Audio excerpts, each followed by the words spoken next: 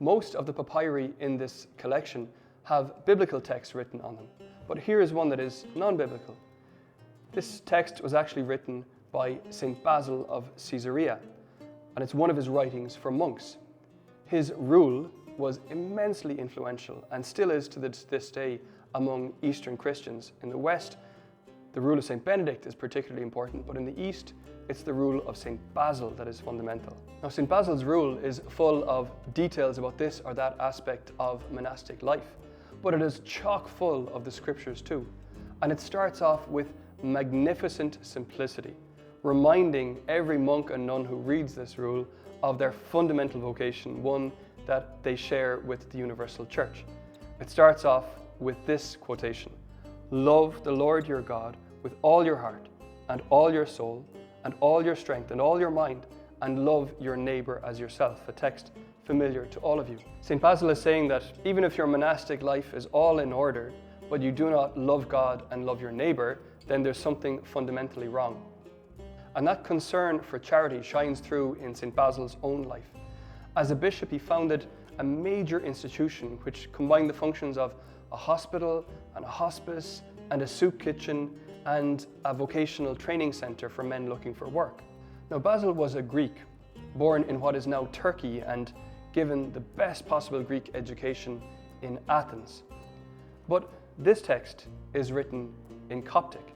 It's a translation of St. Basil's writing for monks, and it was made in the 9th century, 500 years after Basil was alive.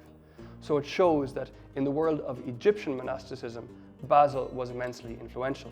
What's less well known is that Basil was also hugely influential in the development of Irish monasticism, thanks to a Latin translation of his writings by a man called Rufinus. So if you think of the big names of early Irish monasticism, say from the 6th century, think of Columcille, for example, who was trained in Derry and founded a monastery in Iona. And think of Columbanus, trained in Bangor and very active all over the continent in places like Luxeuil and Bobbio. In the case of Columcille, there is a very early Irish poem written about him, one of the oldest surviving texts in the Irish language. And in that poem about Columcille, it describes the various things that he did. And one of the things it says he did was to apply the judgments of Basil. So it's clear that in Iona, the rule of Basil was fundamental. And Columbanus, in his letters and in his sermons, he often quotes Basil, very often quoting the rule of Basil. Clearly, in his training in Bangor, he had absorbed a great deal of the teaching of this great master. Columbanus ends up writing his own rules for monks, and they are very tough, famously ascetical, with a major emphasis on penance and silence and late night vigils and so on. He often quotes from Basil in writing his own rule, and he starts exactly the same way. Before any talk about asceticism or penance, charity is fundamental. Love the Lord your God, Columbanus says, with all your heart, with all your soul, and all your strength and all your mind, and love your neighbor as yourself.